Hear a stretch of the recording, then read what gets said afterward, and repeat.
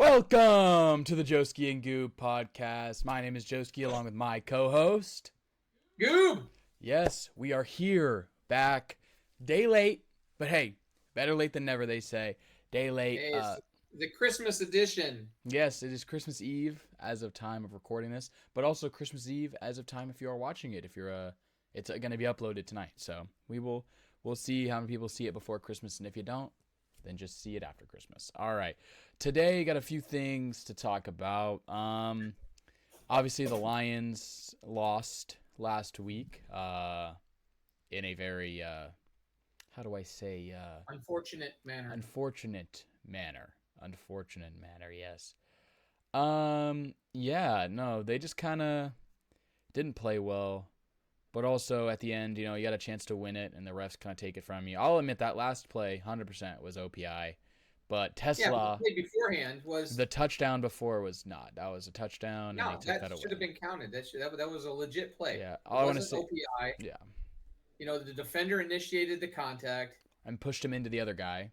Yeah, so I mean, once again, what can you do? NFL's got it wrong. Yep. What can you do though? All right. Well, yeah. I mean, let's talk about that for a second. For the fact that the past 2 weeks, the Detroit Lions are pretty much one-dimensional. I mean, the running game is not there, and why is that? O-line. They went through they're on their third string center, I believe. Last week was a third string center, so they were on a third string center. So they just there's just been injuries to the O-line. We need to bolster the O-line in the draft. And in that in the secondary. So what? That in the secondary. Secondary is good. It's been hurt. They've been hurt all year. That secondary is fine. They've been hurt all year. Well, you need to build your secondary up because this is 2 years in a row where we've had sustained injuries and we're susceptible for these losses. Fire the strength and conditioning coach, whoever it is. They should be fired because why is this happening every game? No, I will say, don't fire, but we need to go into those meetings in the offseason and be like, hey guys, don't go for the kill shot when tackling. Tackle and get up. Wrap up, fall down, get up. Because what's killing us is we're going for these kill shot hits. It's how Harper got injured. It's how Kirby Joseph got injured. It's even how Hutch got injured last year. You're going for the kill shot hits. And instead of just wrapping up and tackling down. I will say, I'll backtrack. Hutchinson's was kind of a freak accident. He got leg whipped. But also, I'm just saying, if you're playing 1,000%, like trying to hurt the other players, I'm not saying you're trying to hurt them, but you're hitting so hard that it hurts you. You're hitting too hard, and you need taking yourself out of the play in the game. We need to work on just wrap up, tackle. That's all we need to do. Wrap up, tackle, bang, problem solved. That's just my take on it personally. I feel like, I don't know. I feel like you kind of need to think about that and reflect on that in the off seasons. Like maybe you do hit a little too hard, guys. Maybe that's why you are injured like you are. That was my take on that. We'll get to that later. We'll get to the Lions. We'll get back to the Lions later. We'll do our AFC and NFC Offensive Player of the Week. My NFC Player of the Week, looks like I put NFL. NFC Player of the Week is Chris Olave of the Saints. Just kind of playing on a bad team. It's easy to just give up.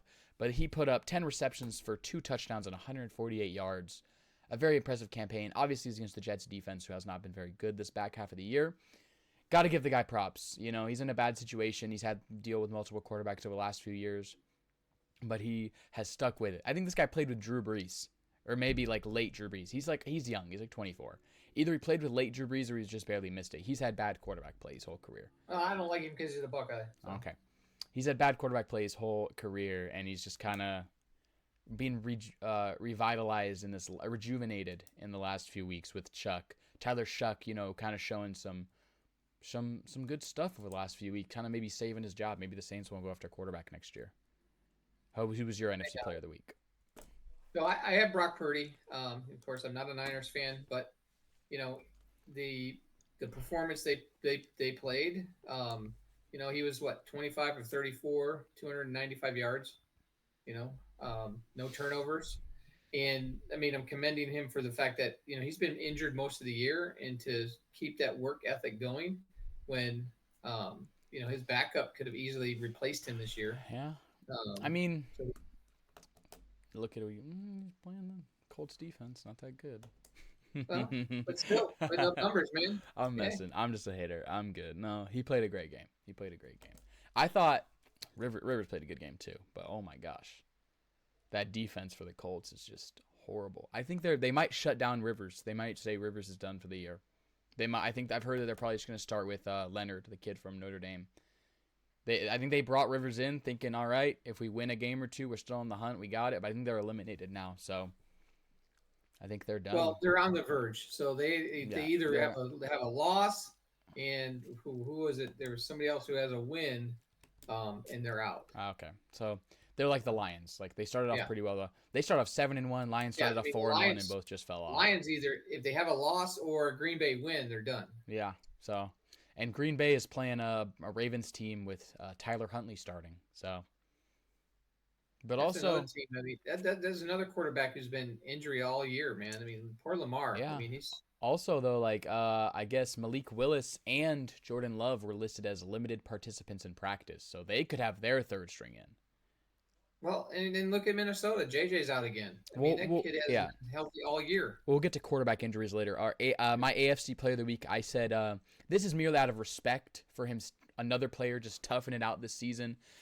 You'll see me, guys, this week and the next week and the next week. I'm probably going to give it to guys who, maybe are on bad teams and haven't had an opportunity to play like this. And it's easy to give up when you're on a bad team. So I'm saying Cam Ward against the Chiefs. Obviously, Chiefs out with on their third string quarterback, but also this Chiefs defense, a little hurt, but still 21 of 28. That's 70% completion percentage, 228 yards, 2 touchdowns, no interceptions, 122.3 passer rating. I like that one. Yeah. Cam Ward is sticking it out. Rookie sticking it out. You could easily give up. Yeah, but you know what? He's not, and that's you got to commend him for that. 100%. Yeah, 100%. Who was yours? I had Joe Burrow. The fact that he, they're playing a Miami team, but he was 25 of 32, 309 yards, 4 touchdowns. Not a bad game. Another guy coming back off injury.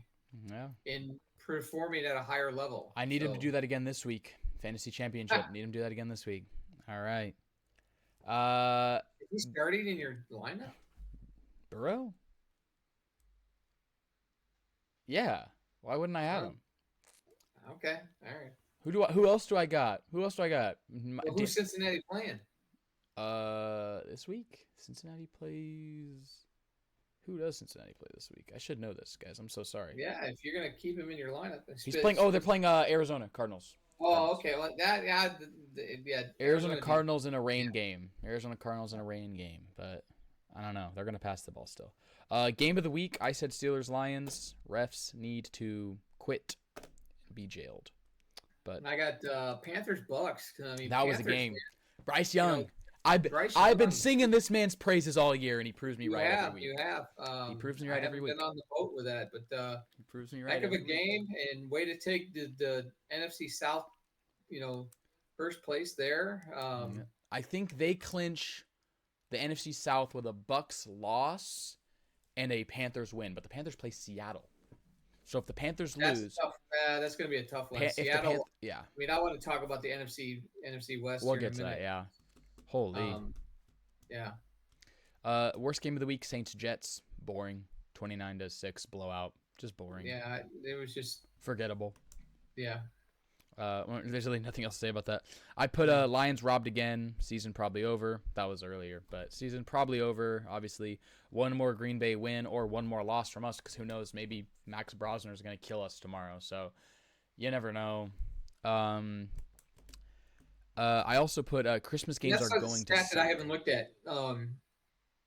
Well, NFL hasn't been playing very much on Christmas. This is what, second year in a row? Yeah. Yeah. So Christmas has always been an NBA day. I thought that's always been an NBA day. I was wondering what Detroit's record on Christmas Day, but they haven't been doing it that very long. Last time they played on Christmas Day, they lost and they ruined my life. Okay. Because that was 2022, I believe. They probably played on Christmas Day the last 2 years, but 2022. It was the game against the Panthers where their running backs just ran all over us and they knocked us out to playoff contention. We were trying to come back from that 1-6 start. That was the game that knocked us out, basically, because we won every other game almost besides the Bills game on Thanksgiving. During that stretch, I think we were 8-2 during that stretch. The only 2 losses came on holidays. Thanksgiving against the Bills, and I think Christmas or around Christmas against the Panthers. But that was before they had Bryce Young, so I still like Bryce Young. Christmas games are going to suck. Plain and simple. 3 teams are starting their third-string quarterback. The Chiefs are starting their third-string quarterback, who actually didn't do too bad last week. Chiefs starting their third string. Minshew. Well, talking about the Chiefs, thank God Gardner Minshew did not have an ACL tear. He didn't tear his ACL? Okay. So he avoided that? He avoided it, thank God. It's a strain. So. Yeah, so we have the third-string quarterback for the Chiefs, the third-string quarterback. I'm recording, okay. Third-string quarterback for the Chiefs, third-string quarterback for the Vikings, Brosner, and the third-string quarterback for the Commanders, legend Josh Johnson. What happened to Mariota? Got hurt last week. He's not playing. Oh. So, dude, it's just this year with the injuries it feels more than normal, but I think it's just happening to the notable players more. I think like third-string guys get hurt like this normally, but I think it's the turf. It's the turf. It's the schedule screws guys over. There are so many short weeks, playing on Christmas, playing on Thanksgiving, playing Friday night football, playing overseas, like all this traveling and not a lot of time to rehab is what I think is causing these injuries, and turf, of course. Well, I hope the NFL starts to look at this. I mean, they're just looking at money, right? Oh yeah. So, you got to have a game on Thursday, then a game on Friday, then a game on Sunday, then a game on Monday.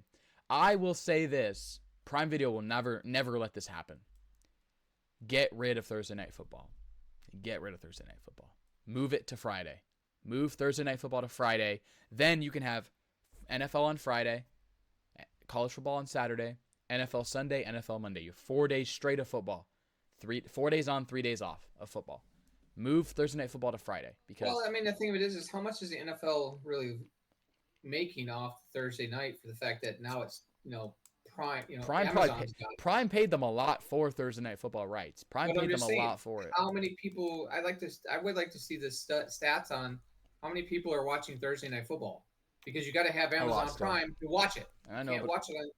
Yeah, you got to have all this stuff to do that. It's horrible.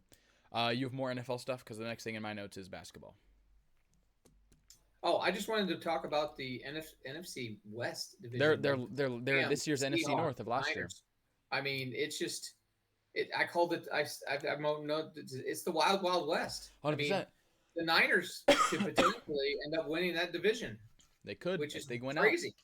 There's 3 solid teams, and that's when we look at all these divisions.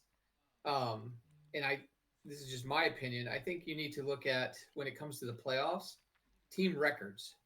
I mean, you look at like a few years ago, was it the AFC South or the NFC South? A team was like basically 500. Oh, the Bucks in Tom Brady's last year. They were 8-9. They were 8-9.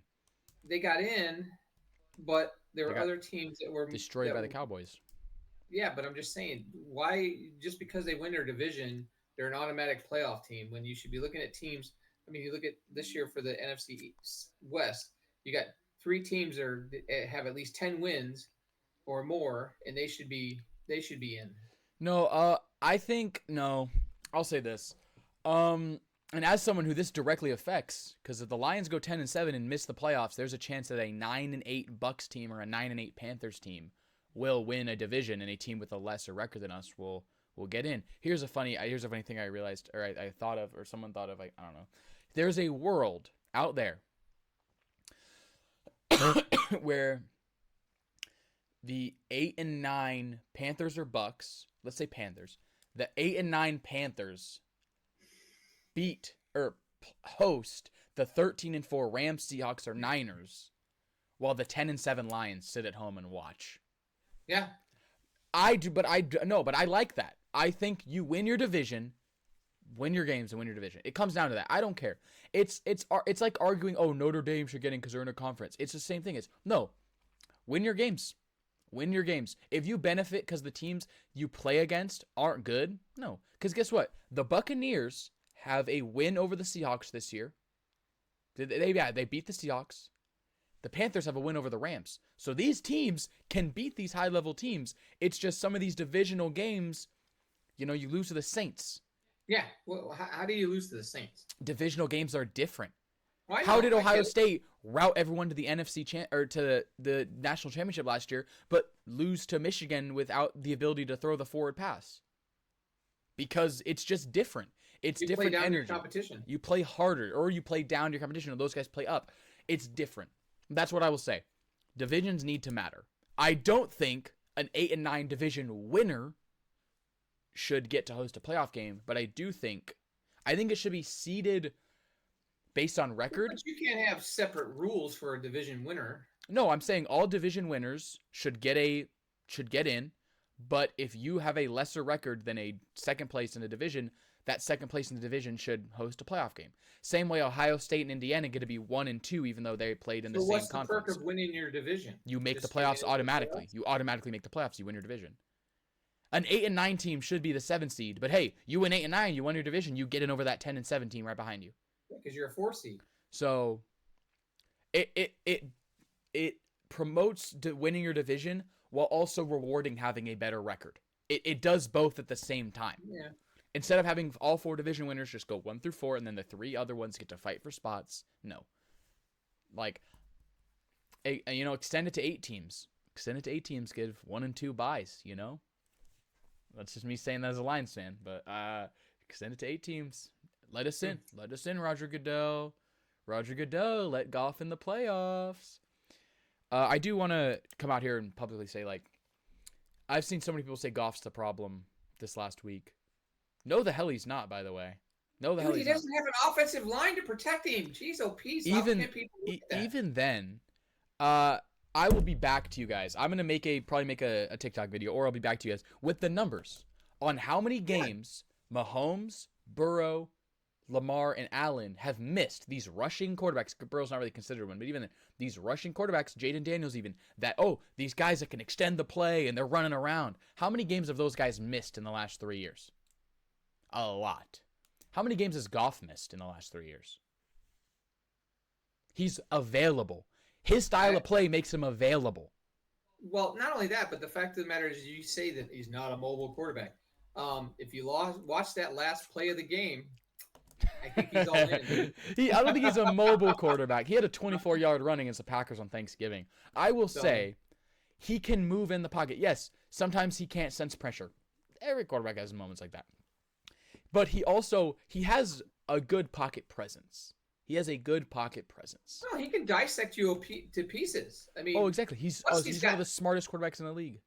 And he's got MVP numbers this year. He is. You can't just throw that away and say that he's the problem. It's like, he's second to Matthew Stafford in most passing stats. He's got there's multiple problems on the lines, especially their offensive line. Yeah, offensive line. Look at last year when he had a good offensive line to protect him. He dismayed it. At this point in the year, he's actually putting up better statistics than last year. Playing a harder schedule. You don't get to play the Titans. You don't get to play the Jaguars. And a worse O-line. So I've been saying this. He's a system quarterback, but this is the worst the system has been in years. No Ben Johnson. No Aaron Glenn. Calvin Shepard does a great job stepping up. But aren't no they Ben number Johnson. 1 in putting up points this year? Number 1 in points per game. I mean, no Ben Johnson. Injured offensive line, worst defense they've had, so they have to be on the field a lot. He has to have good games if they want to even be in the game. Goff has to have a good game to be in the game. If Goff... I'm just saying, I thought a system quarterback was even if you got a bad game, you still win the game. No, Goff has to have a good game. If Goff doesn't have a good game, we lose. So wouldn't that mean he's valuable? I'm just saying, if Stafford was not in the equation, Goff would be my MVP right now. Those are the critics that want to just point fingers at the quarterback because that's the most highly rated position on the team. So I will say, in defense of Jared Goff, he's got 4th. Hey, it's not written down. I say this off the top of my head. You can look at my page. It's not written down. 4,000 yards, 32 touchdowns, 5 interceptions, like a 109.3 rating, 69% completion percentage. If Matthew Stafford didn't exist, those are MVP numbers. Absolutely. Matthew Stafford doesn't exist. You're not giving it to anyone else. And obviously, you're not going to. I think he should finish top 5 in voting again. He finished top 5 in voting last year. Last year, he didn't have as good numbers. He had 12 interceptions. This year, he only has 5. He's not turning the ball over. 5 in one game. Last year, he had 5 in one game. Exactly. And they still won. Then he had 5 touchdowns and later in a game and they lost. It's a weird season last year. I see a lot of people saying it's over, everything's done. Guys, Every team has years like this. Every legendary team has years like this, okay? Where stuff falls apart. What did the Eagles do the year before they won the Super Bowl? They started really hot, fell off, and lost in the first round. We're not even making it. I think you get guys back, you get healthy. I said this after last year and the year before. You get guys back, you get healthy, you go in. I think the people who are criticizing right now need to just kind of pipe down because Tell them shut up. I've followed the Lions for a very long time, and this is the best they've been in over 20 years. Are we that spoiled that 8-7 is bad? Having one off year, I mean, give Brad Holmes his chance to figure this thing out and just get the right people on the bus. I mean, like you said, they're going to have a down year. Everybody. I think last year gave so much hope. We failed. It spoiled the fan base. It has spoiled the fan base. Yeah. We have now seen as many losses this year. I lived through the years where we were wearing paper bags over our head. I was alive though. I was alive one of those years. The 0-6. I was alive the 0-16 year. Didn't remember it. I was alive. But that's where it gets to the point of like, are you serious? Like, we have witnessed as many losses this year in the regular season as we did the last 2 regular seasons. That's fine. You're going to have years like that. Yeah, but we've had a lot of changes this year. We knew we were going to take a step back. We've got to grow through those stages. Mm-hmm. And you think about it. I don't think, besides, I believe, maybe the Packers game, I don't think we've lost a game by more than 1 score. Besides that first Packers game. No, they've been in it pretty much every game. So let's see. In September, we lost by 2 scores to the Packers. Our next loss was to the Chiefs by 2 scores.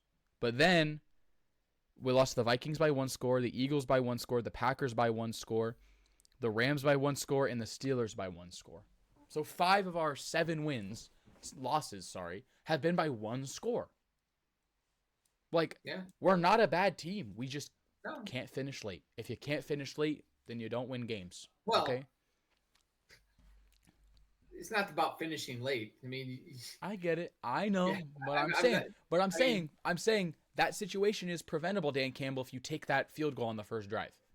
No, true. Take that field goal on the first drive. You only need 3 points. You don't need to go for a touchdown. You only need 3 points, and you win the game potentially. So I'm just saying. And he has been easing up on that. I mean, he's been doing better. He's been doing better. Instead of going at 4th and 2, 4th or whatever, they're in field goal range. Yeah. They've been kicking it. He should have kicked the field goal last week. But before we get to basketball and such, I want to say I wrote down some quick ideas on how to fix the Lions in one off season. First round pick, you'd have the 17th pick right now. Tackle Caden Proctor from Alabama. He's 20 years old, has a PFF grade of 80 this year. Obviously you don't want to replace Taylor Decker, but he's getting older. He's on his way to his worst year since 2017. You need someone on the other side for Sewell. You need someone on the other side to help Sewell. You need someone there. He's 20 years old, so you're going to have him for a while. He's going to be 24 when he signs his first extension after that rookie contract. You need that. Connor Liu is a guy that caught my eyes, an interior offensive lineman from Auburn. We need interior offensive line. Go get Jacob Rodriguez, Texas Tech. Go get him. Go get another young linebacker. Go get that man if he's there in the late 3rd or 4th round. Because we're probably not bringing Anzalone back. Guys we probably won't see in a jersey next year is Anzalone, maybe Robertson. I don't know. There's some guys that might not get there. Xavier Scott from Illinois is a safety. New offensive coordinator, better strength and conditioning coach, bolster defense and free agency. Shepard should take a step in the 2nd year. Campbell, time management, clock management. Just learn it. Learn how to be better at it. That's all. That's what we need. We're going to face an easier schedule next year. Next year is the year to attack. You get to face a 3rd place division schedule next year. You're the 3rd place in your division. The Lions, no joke. I'm saying this. I kind of realized this the other day. You know how they make schedules. You play based on your schedule. You play like the 3rd place in the division last year. You get to play some damn easy teams next year. I'm just saying. Yeah, you're saying they're easy now. What if they turn around next year? No, but I'm saying you're playing some easy. You're going to be playing the 3rd place team. You're playing the Colts with no Daniel Jones. They're 3rd in their division right now if you play them. Think about every team that's third in their division right now. The Colts, the Commanders with an injury-ridden Jaden Daniels, already whooped up on them this year. Who's third in another division? Third place in the NFC South. The Falcons, they're never going to do anything. Like, I'm just saying. NFC West, where it gets shaky because the third place team there is going to make the playoffs, so that's where it gets shaky. You play the Niners or the Seahawks. I think the Lions are a team that if you let them in the playoffs, it'd be kind of a little bit scary. Just because the offense. The offense is just this offense. Goff has had two back-to-back 300 yards, 3 touchdown games. This year is reminding me of the New Orleans Saints back in the early 2000s. Oh yeah, we're gonna have the most points in the game. 48 points, but man, You're lost giving by up 50. You're giving up 50. So, yeah, no, I get that 100%. That's just what I would do because I don't think don't give up on Shepard. I know you make comments, but I quickly corrected you the other day. Shepard's not the issue. It's because the defense started playing worse when Shepard wasn't able to get as much help from Dan Campbell because Campbell needed to focus solely on the offense. Morton wasn't calling the plays anymore. Campbell was calling them. So now he can't even spend time with Shepard about the defense. You need your head coach there for both sides of the ball. Shepard's still a first-year coordinator. I can see that. Just like players in their first year going into their second year do a better leap, Shepard's going to be a way better defensive coordinator next year. He strapped up that Buccaneers team and that Ravens team. I mean, the Ravens scored like 30, but still, he strapped up that Buccaneers team with nobodies. Legion of whom? I don't know why we don't play Nick Whiteside more. He had a great game that game. You have any more for football? No. Okay. I will say here, Pistons win again last night, beating the Kings. No beam for you Kings fans that watch our podcast. No beam. I wrote that in big bold letters. Hey, really quick, let's say your Aunt Tiffany and Uncle Tito were at that game, and they left early. So just saying. The funny thing is we could see those guys on television when we're watching it. We know where they're sitting. We could see them. And then, like, before the fourth quarter was finished, they were gone. Yeah, so, hey. So Tito and Tiff, you should stay the whole game. So that's belt right there. DeRozan had a great game, though. DeRozan had like 40 almost. Pistons, so let's talk about the Pistons for a second. The thing about the Pistons is they're so deep in their bench. Oh, yeah. I mean, they got guys coming off who probably could start somewhere else. 100%. And just they believe in each other. They're playing for each other. Their defense is phenomenal. I love their tenacity. I mean, this is, people have made references to the bad boy era. I mean, they're not playing dirty like Bill Laimbeer did, but I mean, they're playing hard. Ethical hoops. They're tough. Mm-hmm. I mean, Ivy and Durant under the basket all the time, getting those rebounds, man. And that's what's important, especially offensive rebounds. I mean, just watching them last night was just impressive. Oh, 100%. I wrote down some stats, actually. Durant, 23, 13, and 4. With 2 blocks on 66% shooting, almost 67% shooting. Cade Cunningham, 23 points, 7 rebounds, 14 assists, 5 steals. So a 4x5 there. 53% percentage, really good. Tobias Harris, 24 points, 4 assists, 4 rebounds, 62.5% shooting. This team is just getting better. This team is getting better by the day. And where they're scoring, look at where they're scoring their points. They're scoring their points in the paint. Where this is a league that's pushed everybody to shoot threes. I think we've got the lowest percentage. I don't know the exact number, but lowest percentage of 3-pointers. But I mean, we've got some shooters out there. We got guys that can shoot. We got Duncan. We got Harris. We got Jenkins. Like we got guys that can shoot. We got Cunningham. I mean, there's guys who can shoot the 3-ball. But yeah, I mean, they're getting their points down low in the paint. I mean, this fadeaway jumpers. I mean, it just I still think it's OKC's trophy to lose, but I think Pistons could put up a hell of a fight. I'm telling you, Pistons give them a run for their money. Pistons got to get through the East first. You got to get through the Knicks again. Yeah. You got to get through who's some other good Heat? The Heat. You got to get through. So you got to get through. The Celtics are still no joke, even without Tatum. The Celtics are still no joke. No, that last time Detroit played the Celtics, that was a tough game. Yeah. So we ended up losing. We ended up winning. We lost the one before that. The one before that lost us the. What's it called? Not the championship. The win streak. So the Pistons are in the first. The Knicks are 3.5 games behind them. The Celtics are 5.5. The Raptors are 6.5. The 76ers are 7 games back. So you still got to get through all these teams. The Cavaliers, who have been beat up, they're going to get healthy again. The Magic, the Sixers, the Raptors, the Celtics, the Knicks. You got to get through those teams first. You can't take any of those teams lightly. Then you either got to play the Thunder, you got to play the Spurs, the you look Nuggets, the you look Lakers. at that game last night against Sacramento. They were up by 22, and Sacramento came back. We have a tendency to do that. Let them back in the Yeah. game and make it interesting in the fourth quarter. So there's a tendency to do that with us, which is rough. Still no sign of Scooble news. We are in the dark right now. This is the time where we are in the dark. There's no sign of any news about. I'm gonna say that we probably won't know anything until mid-January. Probably. And honestly, what I'm hearing is the Dodgers might not want to get a deal done. I think the Tigers are asking for a lot, which I would ask for a lot. Well, yeah. I mean, come on, it's Scooble. I mean, I but the fact of the matter is, I want your top three prospects. I honestly believe in my heart that Scooble wants to stay in Detroit. Yeah, but they're not offering him the money that he wants. So I mean, well, not yet. I'm saying sign him sign him now, because if you don't, he's gonna have another Cy Young level year. He might even win it again. Then you're gonna have to pay him like $100 million more.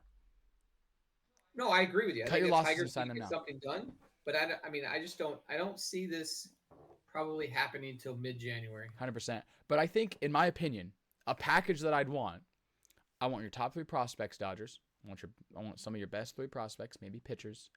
I want Tyler Glasnow for a new starter, and I want Roki Sasaki. That's who I want. That's who I want.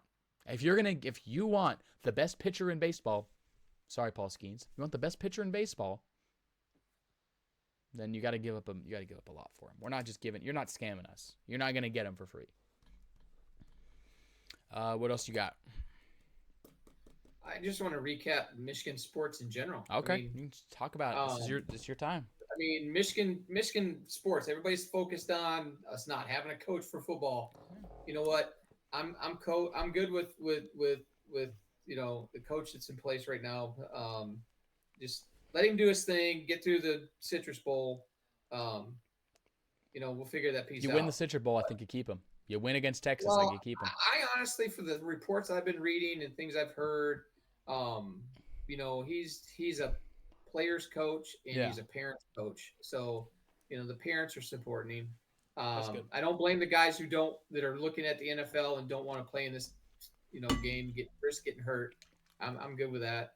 But I mean, men's basketball, number 2 in the country.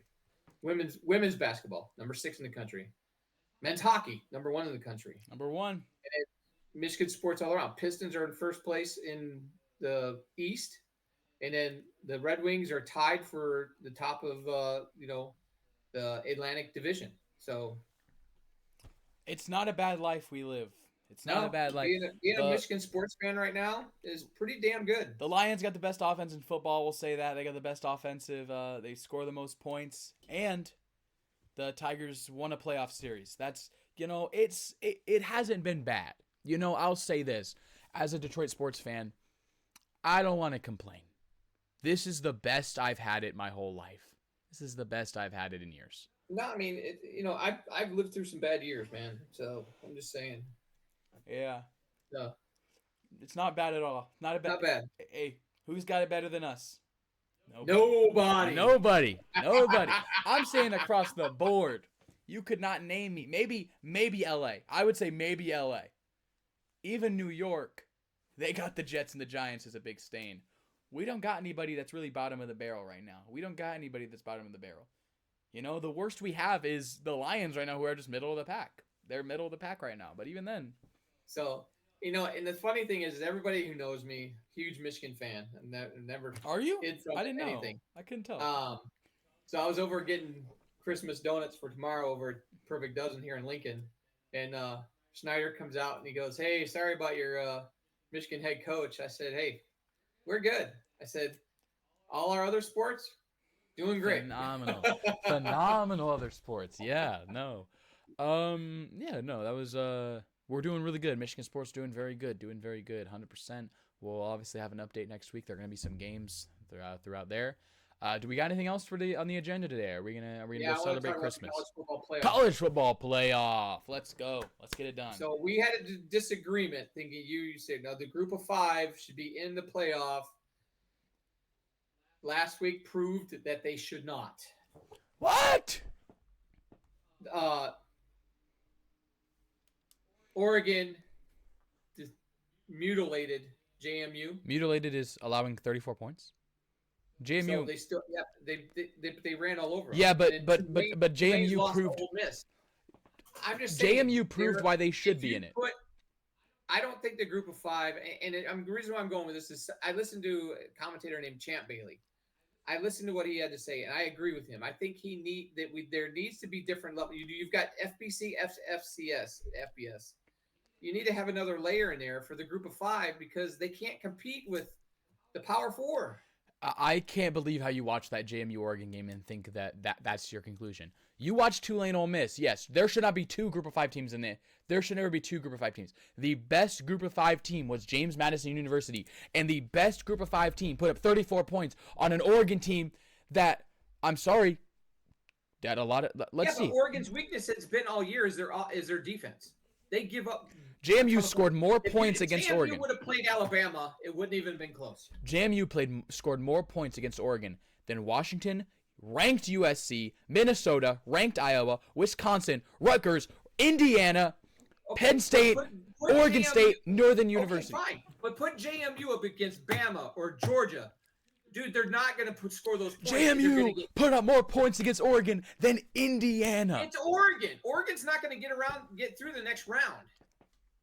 Oregon's not going to get through the next round? Who's Oregon playing next round? Who's Oregon playing next round? Texas Tech? No, Texas Tech got beat by my mind. That's Texas A&M. Texas A&M, not Texas Tech. Oregon plays Texas Tech. Texas Tech's number 4. You got it mixed up last week. I thought A&M was 4. Anyway, A&M, okay. No, that week proved JMU was the best group of 5 team. The best group of 5 team should be the 12 seed. Tulane had no business being there. Tulane had I will give you that. The 11 seed should have been someone else. But It's a weird year because you need 4 automatic qualifiers. That's part of the rules. And the ACC could not produce a 10 double-digit win champion. So that's the situation you run. Tell the ACC to get better. Don't punish the group of 5 because the ACC couldn't have a winner with more than 10 wins. Do you think Duke should have gotten in? Should Duke have gotten in over Tulane? No. Duke would have gotten slapped worse. If you win your conference, you deserve the respect. Okay? I will say this. I don't care if your conference is weak. No. Group of 5 teams deserve to be in the playoff. I don't care. Even in a situation like this, don't take the ACC champion. Have a play-in game. Have a play-in game. Have Notre Dame play Miami. Have Notre Dame play Texas A&M. Have Notre Dame play Vanderbilt for that 11 seed. Now, that's not a bad idea. Have a play-in game. You have the play-in for the college basketball. Have a play-in game. If you want to spread these games out, anyways, like there's going to be 3 weeks. I have to wait till New Year's to watch the new games. Like, if you're going to spread these games out, put those games this week. Last week should have been a play-in. Okay? And this week would be the first round. Exactly. Yeah. If we have a dispute like that where there's teams where they say, "Hey, go play a game in Hawaii," and whoever wins gets in. Go play a game in Hawaii. So the college football elites pay attention to us. They should pay attention to us. So actually, we have Oregon and Texas Tech, Alabama and Indiana, Ole Miss and Georgia, and then obviously, I missed this. On New Year's Eve, Michigan plays Texas at 12 p.m. and on New Year's Eve, Alabama plays Ohio State University. Miami plays Ohio State. Give me Ohio State by 50. Miami showed nothing last week. Miami showed they have a good defense, but Texas A&M's already been on the down spiral offensively. And Miami just couldn't put up points against. I think it's going to be a good test for Ohio State. Miami couldn't put up points against Texas A&M's defense. I think they score 0. I think Ohio State gives up 0 points to Miami. I'll put that out there. Miami couldn't score against Texas A&M. Yeah. Oregon playing Texas Tech. Texas Tech's defense is going to suffocate that Oregon offense. Texas Tech's defense has been amazing all year. Alabama, Indiana is where it gets kind of... That's going to be a juicy game. Give me Indiana still. Their defense is really good. I don't care. I'm tired of the SEC rhetoric here. No. The Big Ten is just as good as the SEC. Okay? Maybe not depth-wise, but the top teams can beat the SEC's top teams. Ole Miss, Georgia. Ole Miss didn't have a test. Ole Miss playing Tulane did not benefit them whatsoever. Georgia's going to roll. They are going to roll Ole Miss. So who do you think is going to be in the championship game? I've said it, Georgia and Indiana, and I think Georgia wins. Yeah, that's right. You did say that. Georgia Yeah. and Indiana, and Georgia wins. Georgia is the most put together football team in the country this year. That's the unpopular pick, but it's true. I want Indiana to win. I think Georgia's going to win. I want Indiana to win, but I think Georgia's going to win. Yeah, we'll see. Indiana, in order to get to Georgia, is going to have to play Bama and then Texas Tech or Oregon, which Oregon was a tough game for them already, and then you play Georgia.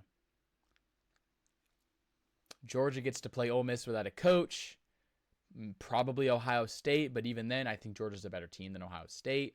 Then you get to play Indiana. I think Indiana is just going to be a little more battle-tested, but I just think Georgia's just going to have confidence rolling in that game, being like, let's go back. Let's get back on it, Yeah. If Alabama is out of the playoff, Georgia will win it. But if Alabama beats Indiana, I don't know if Alabama beats Georgia. I don't know if Georgia can beat Alabama again. We've had the situation where they split the series. You split the series, and then Well, I mean, plus this late in the season, players play differently. It's yeah. Yeah. Having a season that drags out this long for players has to be exhausting. Like, yeah. I think we should shorten the game. I think we should shorten the season, in my opinion. I get it. I get it's not good for the money, but shorten the season. Put more bye weeks. Shorten the NFL season. Put more bye weeks in there. More bye weeks? Hell, Michigan had 2 bye weeks this year. Put in 3. Put in 4. These kids are college students. Take away 2 weeks of games. Make it a 10-game season. They're not getting paid like college students. Make it a 10-game season and add 2 bye weeks. There we go. That's my take. Anything else we got today? Are we good? We're good for the day. I think we're good. Merry Christmas, everyone. Happy holidays to those of you who celebrate other stuff. Happy holidays. And we'll do a pre-New Year's edition next week. Oh yeah, New Year's Eve is on Tuesday, huh? Yep. Okay. No, New Year's Eve is on Wednesday. Oh, never mind. I'm stupid. Nice. Thank you. No. So everybody have a Merry Christmas. Thank you for joining us. Thank you for joining us. Supporting our cause. Go Lions tomorrow. Go Lions. And and the thing about right now with the men's basketball, it's so spread out because of the holidays and things. I mean, they don't Michigan hasn't played in a week. Yeah, and they still won't play for a little bit. Yeah, they don't play till what, next week? Next Monday? Yeah, they're gonna be a little rusty, I think. Yeah. Might be a little rusty. But that's another team who's got another depth and bench, but we'll talk about it another time. We got that. All right. Thank you guys for watching. We will see you guys next time. All right. Take care. Merry Christmas. Bye, guys. Merry Christmas.